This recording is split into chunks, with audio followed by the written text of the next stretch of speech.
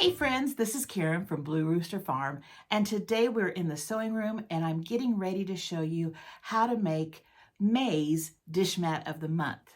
Now so far we've made February, March, and April, and this is number 4 in our series, so don't look for January. We haven't made January yet, but this is number 4 in the series and I hope you're going to like it. Here it is. And this is a cheery cherry dish mat.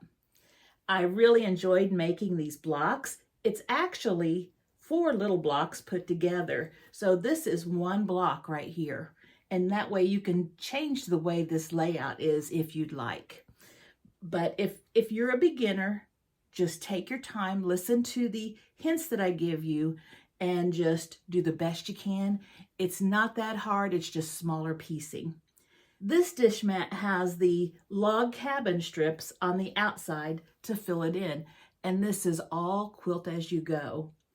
I chose a fig tree fabric because I thought that would be a pretty spring May fabric getting ready to go into the summer, and I think you could use this one all summer long.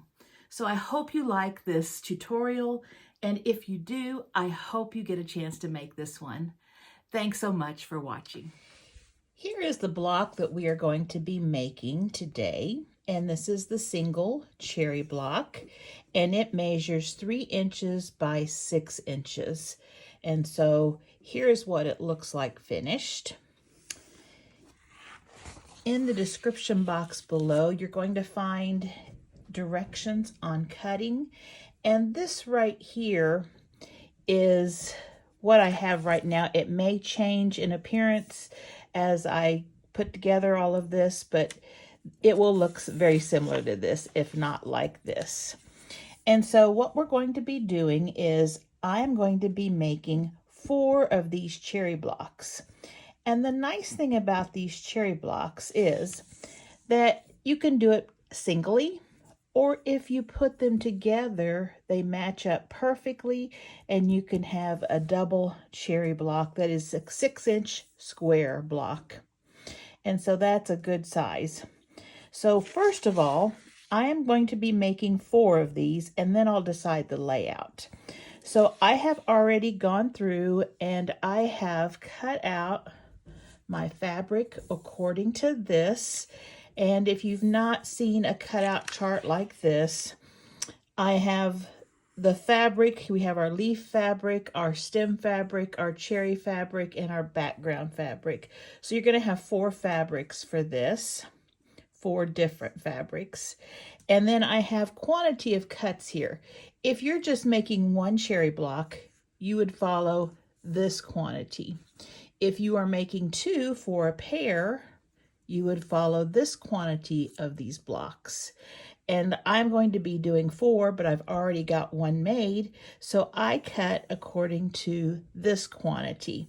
And here are my sizes, and then I have letters right here to show what those fabric pieces are. So there I've got them laid out. All of those pieces are cut according to this chart, and the letters are on them. The next page, I have my cherry blocks, and all of the letters are on the block to show where that fabric piece is going to go. Because I do not have written instructions, this is just a block that I'm sharing with you, and so I don't do the written instructions. You have to watch the video if you need help putting it together. I just don't like to write all the directions out. It takes too much time. This takes a lot of time on its own, but to write out step by step takes way too much time. What I did here was I gave you directions for both the stem facing the right and stem facing the left. And that way it's easier to piece it. It's kind of hard to piece it and turn your stem and look at this at the same time. So I gave you both layouts. And I'm going to be doing 2 of this one and 2 of this one. Now, you can always have, 4 of these blocks that are all going certain directions, or you could do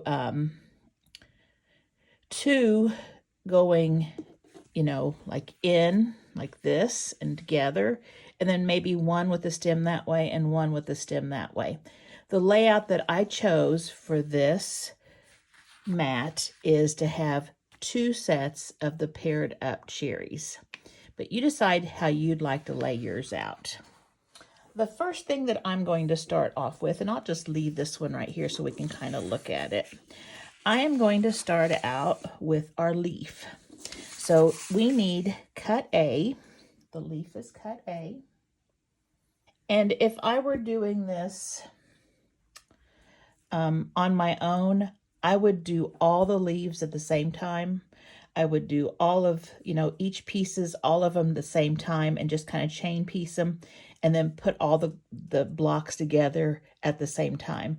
But since I'm showing you, I'm just going to go through how to put one together.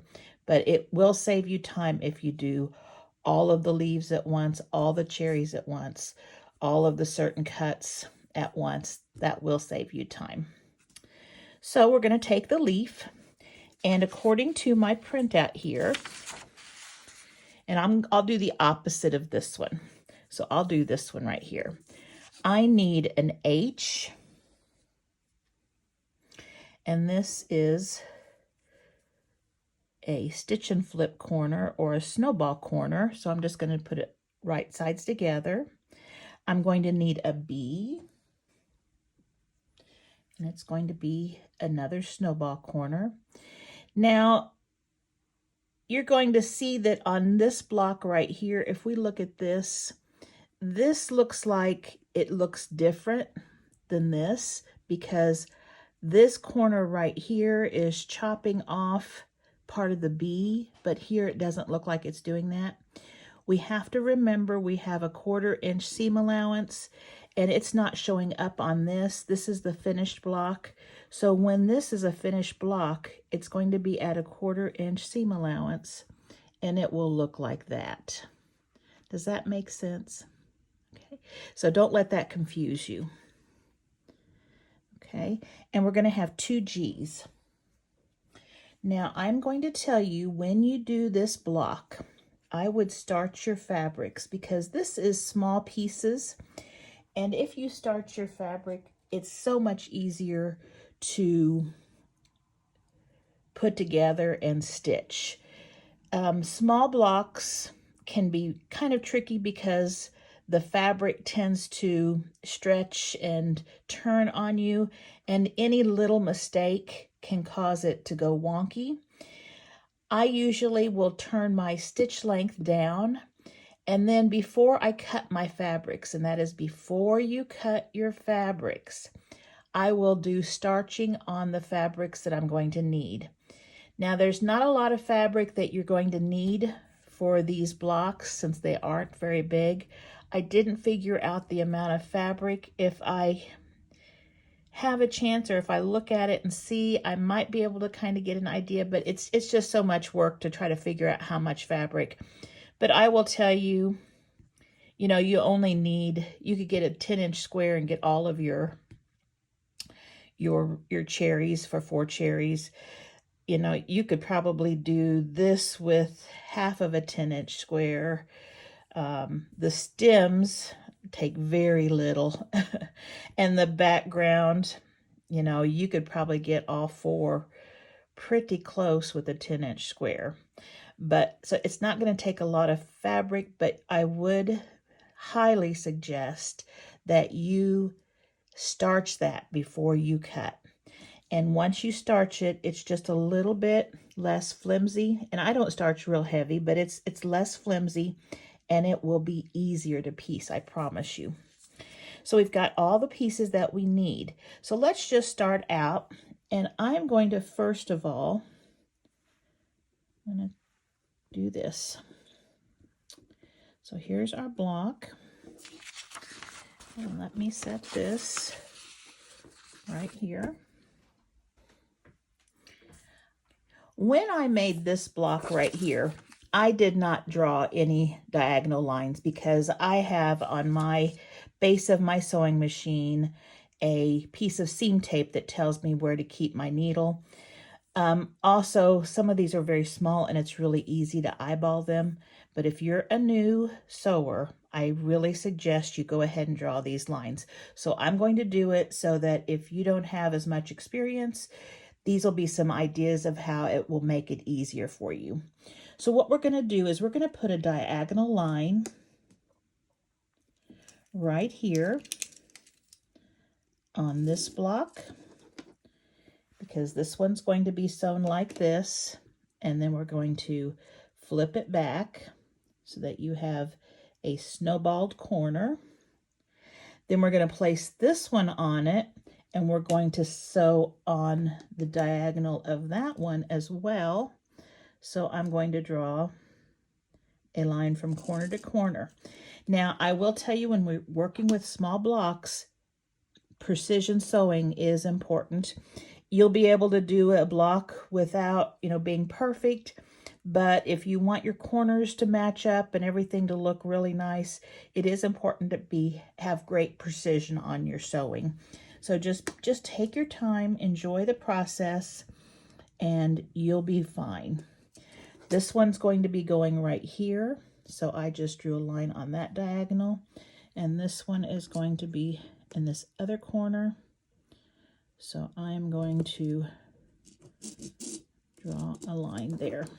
Okay, this one didn't show up as well for you guys. I don't know if you can see it very well. I can see it, but it's pretty light.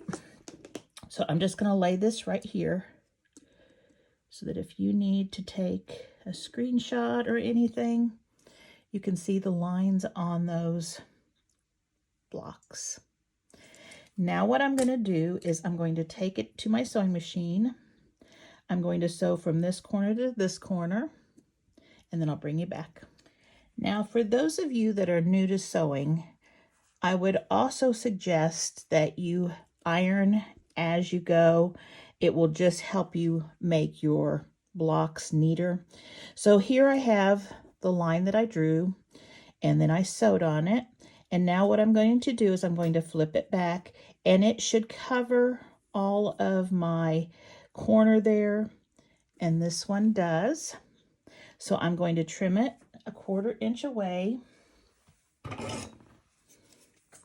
from that line. Just take off that tip of that triangle there, and I'm going to give that a press. I'm just going to finger press it right now, but if you have an iron handy, just give it a press. Don't warp it. Don't push on it different directions. Just press it down.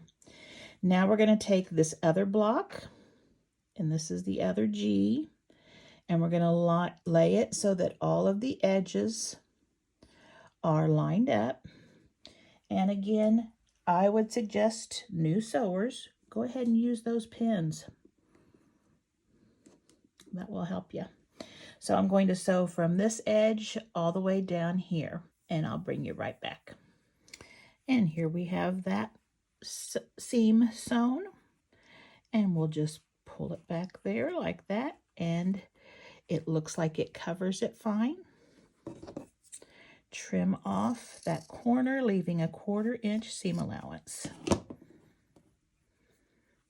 I'm going to give this a press now. All right, so there we have this right here finished. Now let's just sew on. Let's sew on this one first. And so we're going to take our stem portion, and we're going to lay it right here on the corner. I'm going to sew from here to here, right on that line. Okay, so there we have that stitched. Pull it back, and this one, I think I probably scooted just a little bit. And again, when you have really small blocks, any little bit going off will make it go off, but it's going to be fine. You can see that I can still see some of that fabric right here, but it's very small amount and it will be fine. So it looks okay. And we will trim that right there. Then I'm just going to finger press it. And here we are like this. Now I'm going to take this other one. And remember, we're always doing right sides together. And we're going to set it on this corner right here. Again, use pins if you need to. And I'm going to sew from here to here. Okay, it looks like we've got that one just fine. And let's trim it off 1/4 inch away from that seam. And we just eyeball it. There we have the leaf block all finished. So that's what the leaf block is going to look like. So let's just set that right over here. Let's then go to, let's just work our way down. We'll just do it in rows. So we need J, D, and H. So there's J, there's D, and there's H. We need C and I. And there's C and I. So first of all, this block right here is going to be easy. That's just a snowballed corner. So we'll just put right sides together and we will draw that line from corner to corner. And you know, I forget that I always have new viewers and I feel like I'm saying the same things over and over again. And so I think, well, I don't need to say that anymore, but I do because I get new viewers all the time and they may be new sewers and quilters. And so they need to hear these directions too, very detailed. So I wanted to say here, one clue or one hint to have a better snowballed corner. When you have, and I can bring this down a little bit. When you have a diagonal like this, if you stitch just right next to that line on the outside edge toward the corner, you're going to get a better fitting block because that fabric takes up a little bit of that. And so if you stitch just right next to it, you know, a thread's distance away, nothing big, just right next to it, it will help you, especially with these small blocks. So I've got that one ready to sew. Let's go ahead and we're doing this one right here. And we need J, which is this one right here, and it's long ways. We need D, so we're going to do a snowballed corner with D. This is maybe one that would be a little bit hard to understand if you were just looking at the pattern. So we're going to do a snowballed corner, and the angle is like this, just like that. And then we're going to come back after we flip it and trim it, and we're going to put this one on. But I'm just going to hold that one here because we've got 2 seams that we can sew right now. So I'm going to take this one to the sewing machine, and I'm going to go from here to here, and I'm going to go from here to here. Okay, we've got those sewn. If we flip them back, it looks good. So I'm going to trim 1/4 inch away from that seam and 1/4 inch away from that seam. And then I'm going to give both of those a press. Okay, so I have both of these blocks right here at this point, and I need to add this piece right here. So I've got these lined up the way they are in the pattern. I just need to take this one here, put it face down so that it's right sides together, and I just need to snowball that corner. So we're just going to do a diagonal line, and that line's going to be parallel with that other line.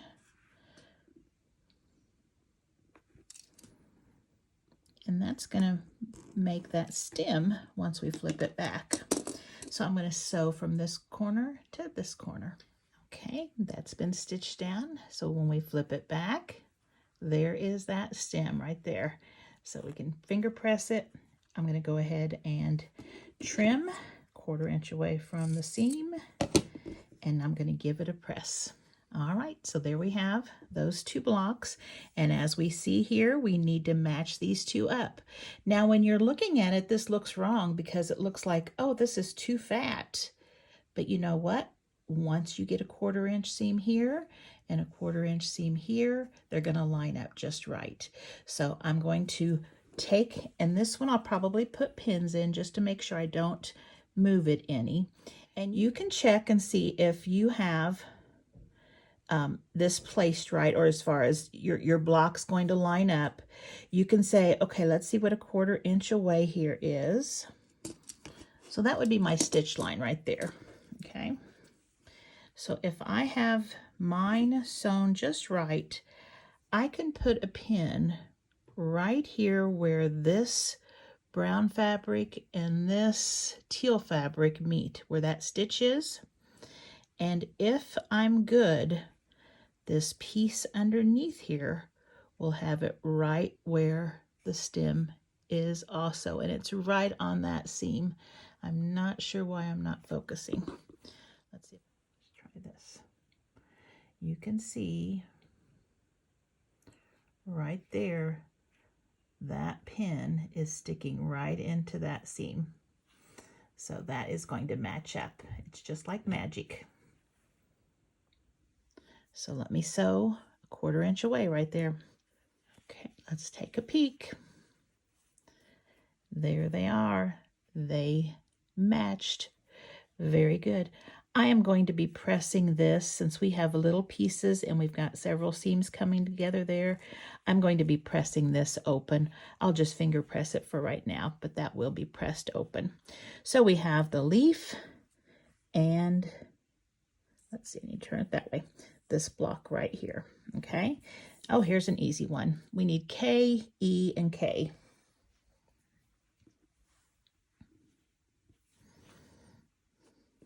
All right, there's no problem with this one. All we need to do is sew this a 1/4 inch away, flip it back, and sew this one a 1/4 inch away from the edge, and we will have a strip that looks just like this.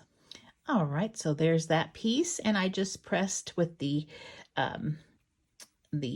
seam allowance going toward the background, and then I went ahead and pressed that one while I was pressing. So we've just about got all 3 or all 4 sections done. We've got one more, and this is an easy one. We need piece F, and we need 4 G's. 4. And this is just a snowball block. And so all we're going to do is put all of these squares on the corners of this F piece. And we are going to draw diagonal lines across the squares. And we're just going to stitch that. And when we finish, we'll get a block that looks like a snowball. So let's just draw our lines real quickly.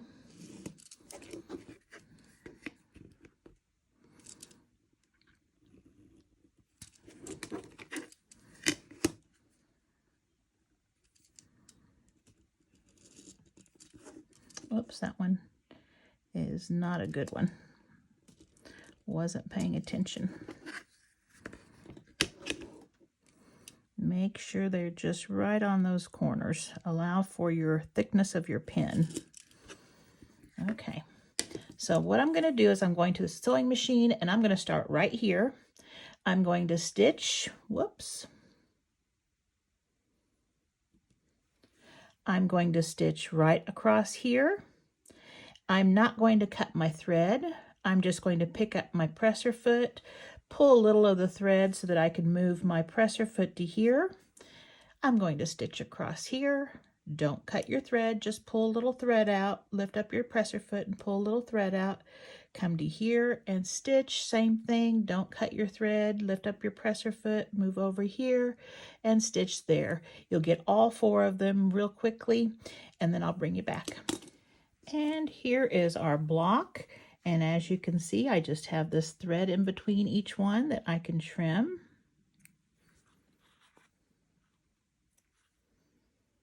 And remember, when you're doing this, don't forget that little tip I shared with you. So just right on the edge of that line toward the outside And then let's flip these back, see if they look good. They do. I'm going to trim them off 1/4 inch away from the seam line. And then I'm going to give them a nice press. And there we have it, looking good. We are ready to assemble this block. It wasn't that hard, was it? Just follow each step, take your time, relax. You can get it done.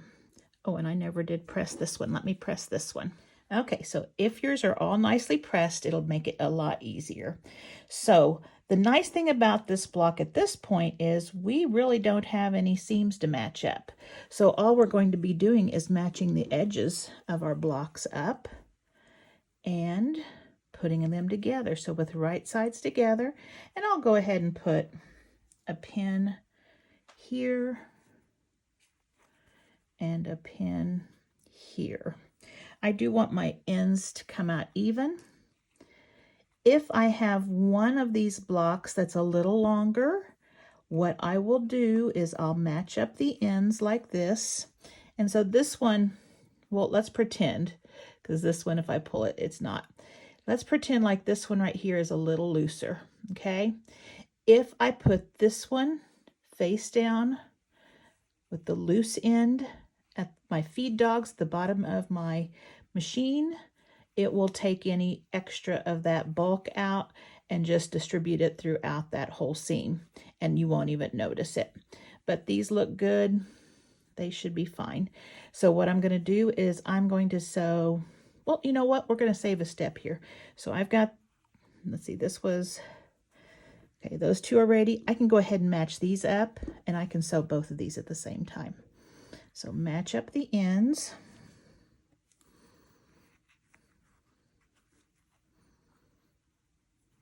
And this one is just a hair shorter. So this is one that I will put the feed dogs on this side. Just a hair shorter. Now I can pull it tight and it's fine, but just put it down like this with the looser end at the bottom and run it through your machine, and it will take that up and you won't even notice it. So I'm going to stitch 1/4 inch here and 1/4 inch here, and I'll bring you right back. And so we've got these two blocks together, and I went ahead and pressed. I pressed open on both of these, however you like to press, but it seems like with all these small pieces together, open leaves less bulk. So now we just need to put these two pieces together, and again, just worry about the outside edges.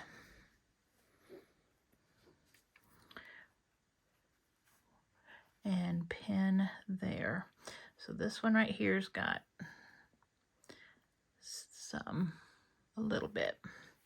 So we'll see if we can pull that in by putting that at the feed dogs, and that shouldn't be any problem. Okay, I'll stitch that. And there we have our block. That wasn't too bad, was it? And we can trim the sides a little bit. You don't want to take anything substantial off because you still need that 1/4 inch seam when you're matching up your blocks, and that way it'll keep those 1/4 inch seams fine. But you could trim it to get the threads off if you needed to. So if you put, and again, we're going to have a 1/4 inch seam here. So you have to remember that. And when you do,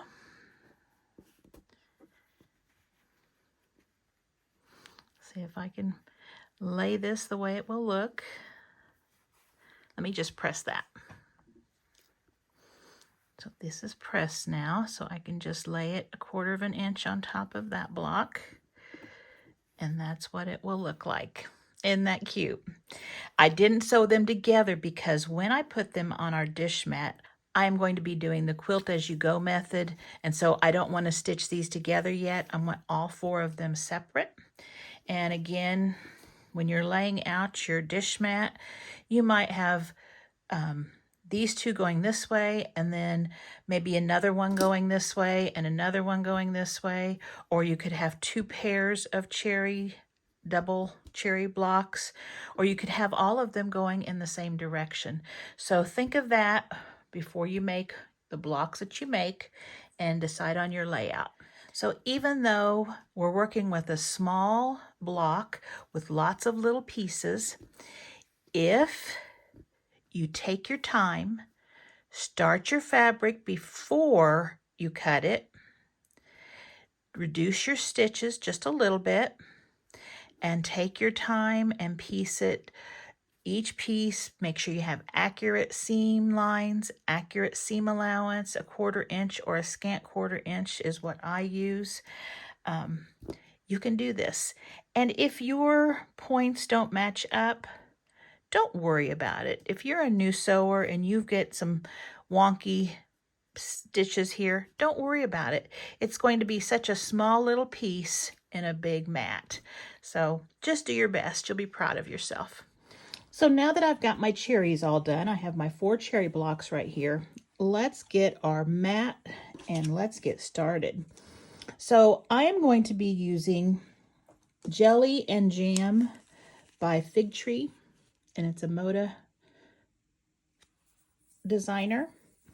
And I am using these because they are 1.5 inch strips. This is a honey bun, which is a line of fabric that is cut in 1.5 inch strips. So you get pieces of each of the fabrics and all that line. And so they're fun to use for different things. And I thought that would be perfect for this mat. If you don't have a honey bun, that is perfectly fine. You can just cut yourself 1.5 inch strips that are with the fabric. And that's what these are. Choose your colors, what you like, and that would be wonderful. But I thought, I've got this. This was in a Sew Sampler box, and I wanted to use it. I also have a dish mat, and I tell you, I think the cheapest place you can get these is Hobby Lobby. They're usually 40% off in the spring shop, and so that lets them be just a little under $2. This one is 14 by 21, which is going to be perfect for this dish mat.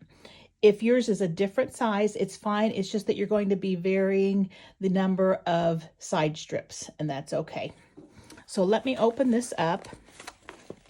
And I am going to be using the back of this because these front colors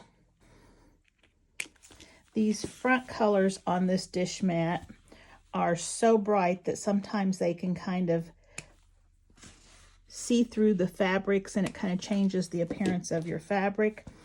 If it's just all one color, it might just give it a hint of pinkish, and that's okay. This is a fabric that doesn't look bad with pink.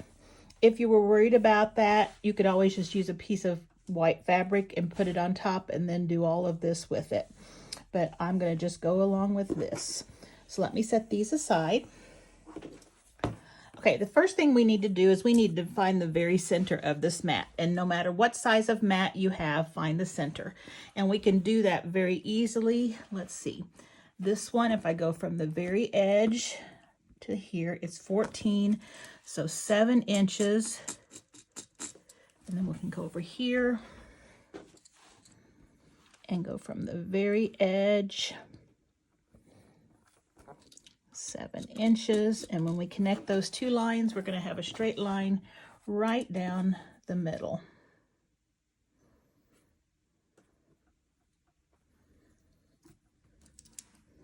And I'm using a friction pin, but you could really use anything you wanted here. I just wouldn't use something that would show through on your fabric. This is going to disappear with heat, so I'm not worried about this one. Then we need to find the center of our mat going this way, and the same thing, very edge up there. This one is actually 20.5. So let's see if this is 20.5 over here too. Yep, 20.5. So half of 20.5 is 10.25.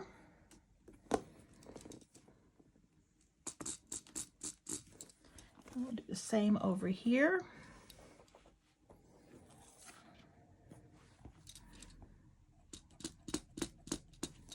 And then we'll connect those two lines.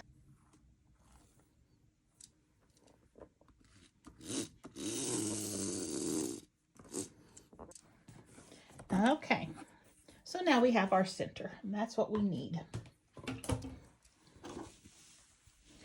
So what we're going to do is we're going to take our first cherry block, and we are going to line this cherry block about 1/4 of an inch over that line. And it doesn't have to be exact, but we just are going to do that so that the sides are going to be even, because that's what our seam allowance is going to be. And so I'm going to put, this block is actually this line right here where the top of the cherry, this is actually the middle part of our block. So I'm going to put that line right on that middle line here. Then I am going to put 1/4 inch away, just about, keeping it nice and straight. And then I'm going to take another block and put it right sides together. Now let's take a look at this. You have to decide which way your cherries are going to go. I'm going to do my cherries like this, okay? But you may do yours differently. You may have 2 going this way and 2 going that way, and that's fine. But decide which way you're going to do it. And then when you go to lay it out, be sure you get them turned that way, okay? So I'm going to keep these 2 right here off. This one's still right in the right spot. This is the one I want. And I'm going to lay it right on top. And then we can put a couple of pins in it.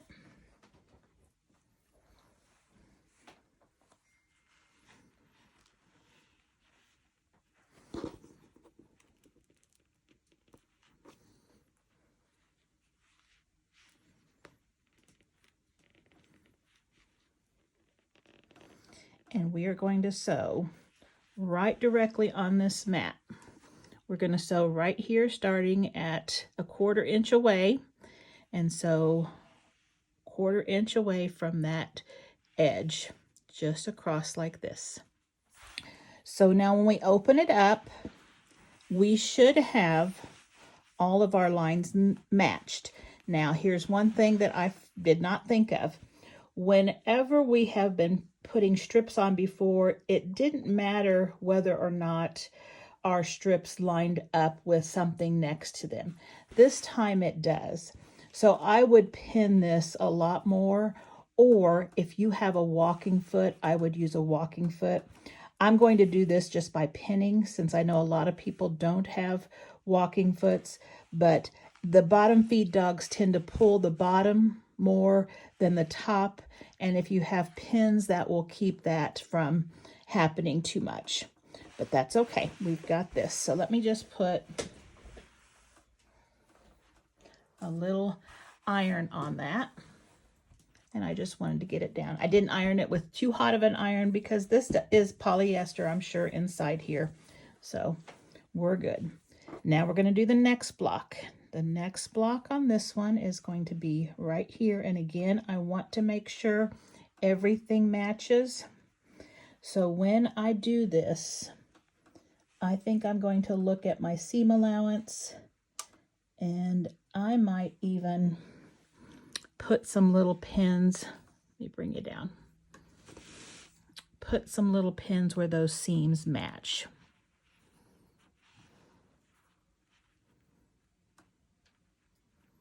Now this probably is the most difficult dish mat we've made so far, but it's not too hard. Just take your time, go step by step. I will give you another option at the end if you don't want to do these cherries, if you just feel like those are too difficult and not worth your sanity. If you are a confident sewer or a confident beginner, don't worry about it. You can do this. Just go step by step. If things like this give you anxiety, we don't want to do that, because that's not what sewing is for. Find something that you can make with it, and I will show you a couple of options at the end of this video. Okay. So now I've got all of that pieced together. So now I'm just going to take a couple of pins and make sure I am meeting this block right here. at that center still.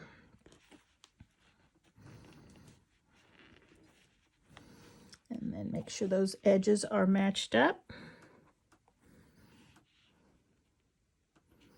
And we're going to be covering up all these raw edges, so don't expect it to be perfect. I know mine won't be, but it'll still look cute.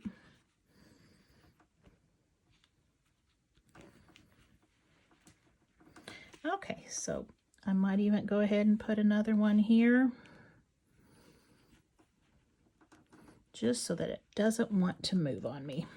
And here on this cherry. Okay, so I have this pin, this pin, this pin, this pin, and this pin. I have 5 pins that are going through the mat and the block. And then these little pins here are just matching the seams on our block.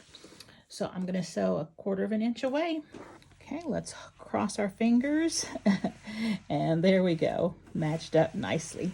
Okay, I'll give that a press in just a second, but we can go ahead and do the same over here. We will just match those seams like we did on the other side.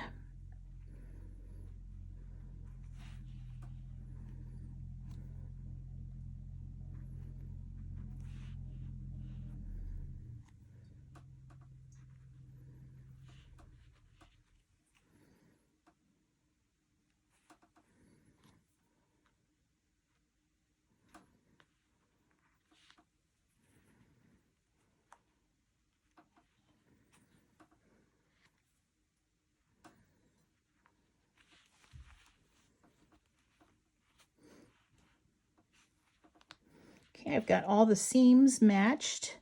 Now I'm just pulling it a little bit to make sure that it's in the right spot. And I'll put the pins in to the mat.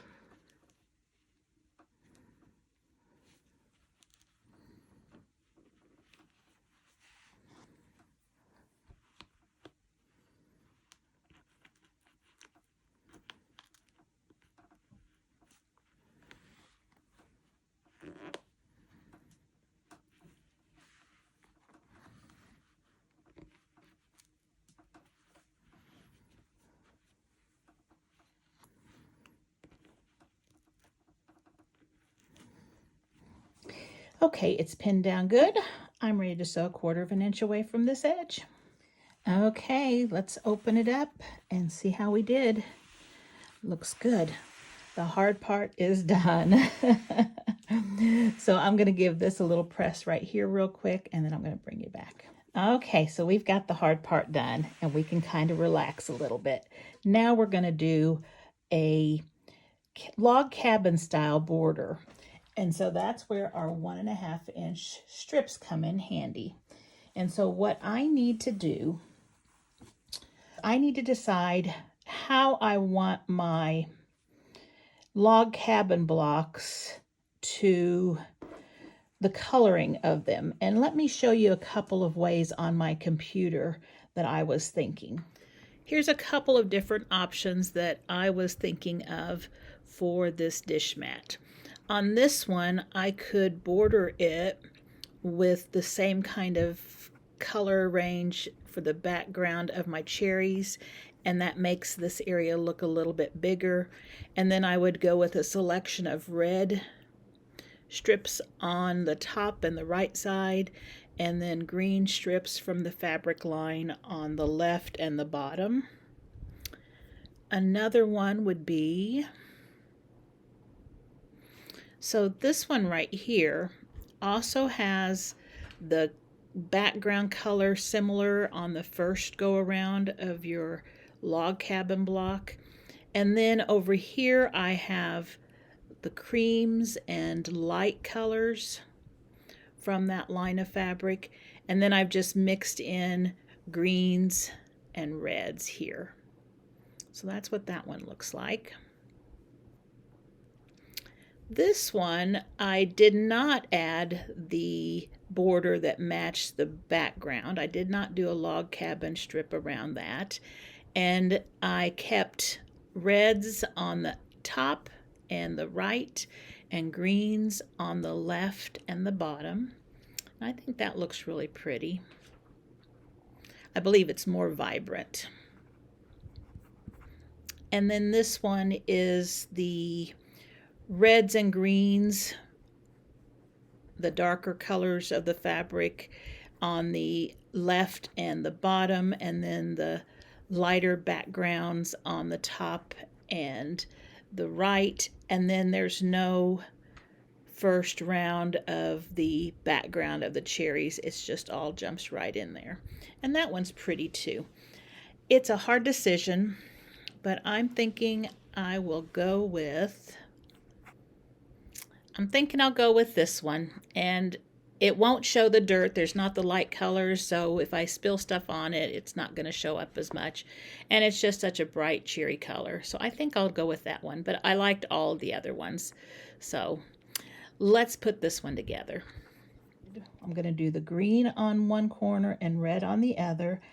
I need to decide or pull the fabrics that I can use and see what I've got. So I'm going to pull out all the reds, the ones that look like they're supposed to be red, and then all the ones that are green. And I want the ones that don't have a cream background, I want them to be very rich in color.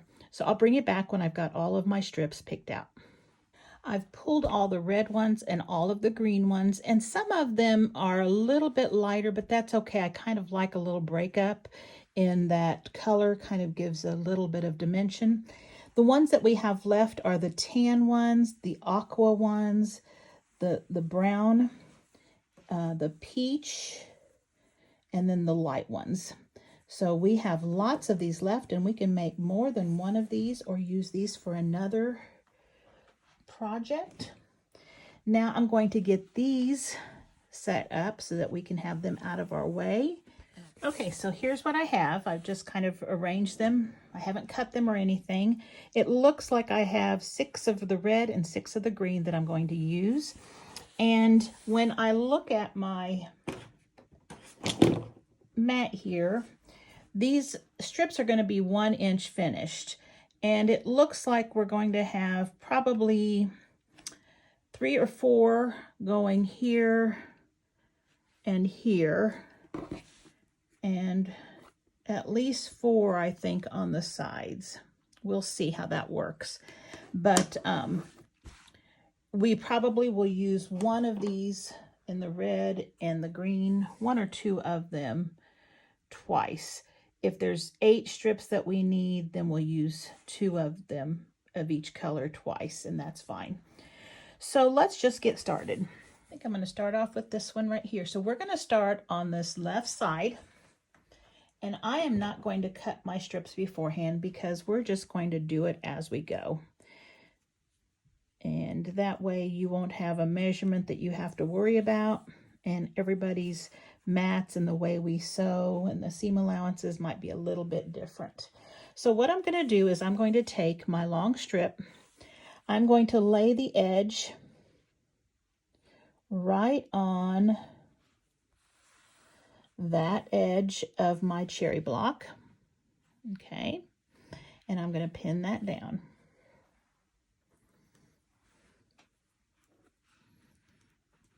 This is the first strip of our log cabin block. And normally a log cabin block, well, I shouldn't say normally, but most people know the log cabin block as to be a square block. And ours is just going to be rectangular.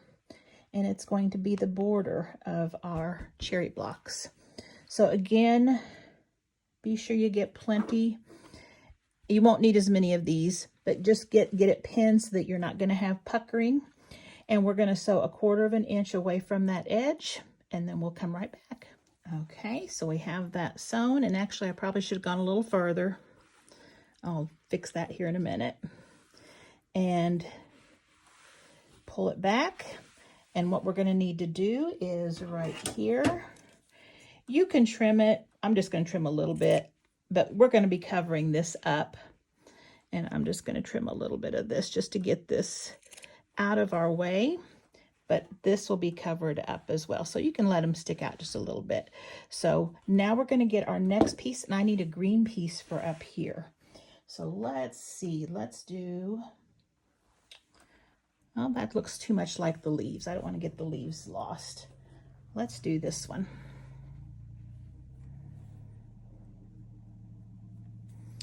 And again, we are going to line this right here. And this might get caught. Yeah, that's going to get caught in my seam allowance. I'm not going to worry about that. Okay, so I'm going to go past, I have a selvage here, so I want to make sure that that's past this strip. And I don't need to trim it off right now. It'll get trimmed off. And then line it right up with that edge.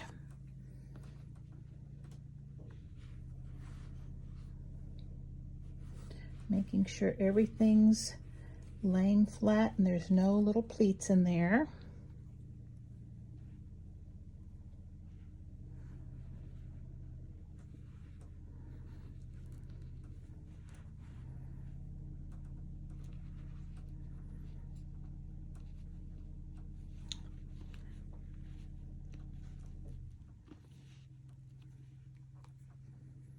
I hear my husband out here in his tractor. Not sure what he's working on. I'll have to make sure he's behaving himself out there, not getting into any trouble.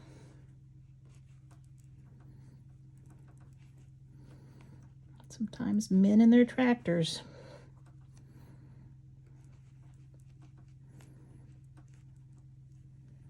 Okay, so I'm going to sew 1/4 inch away from that edge and bring it back. All right, we've got this. So let's fold it back and then we'll trim it. And just let a little bit hang over.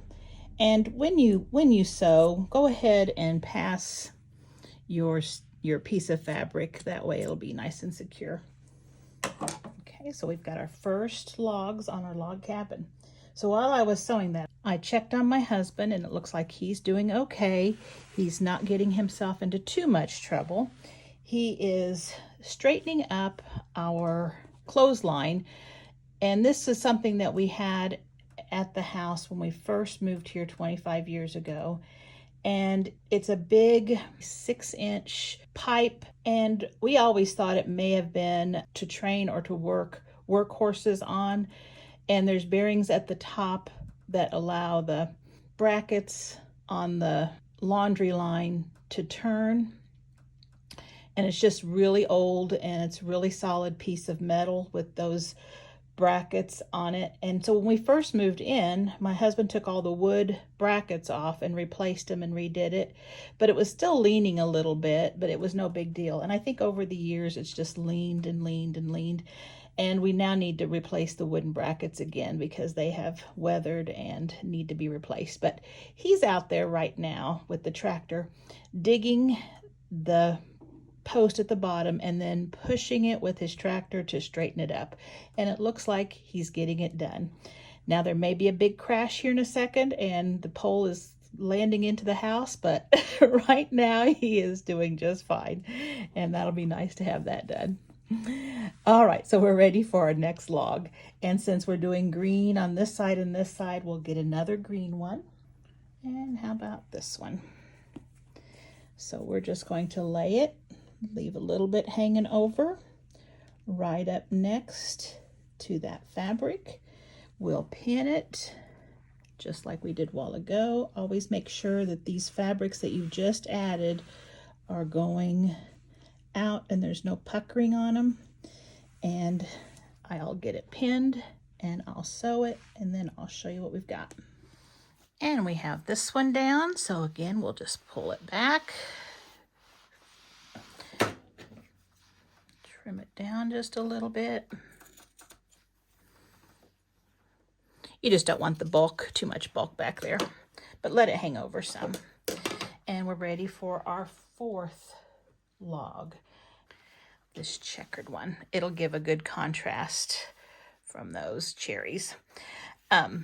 If you are doing the background or something in that same colorway to just kind of open this up a little bit more, these first 4 blocks are the ones that you would use those colors for. But since we're just jumping right into the colors that we chose and not bordering it out, we are doing it this way. So we're going to put that one on there, let it overhang, and we're going to do the same thing. And then once this one is done, all we're going to be doing is going around each time in the same direction that we're going and covering up all of those edges, just like this. Just keep going, but make sure you're going in the same direction all the time. And then you'll have kind of a stair-step effect in the corners.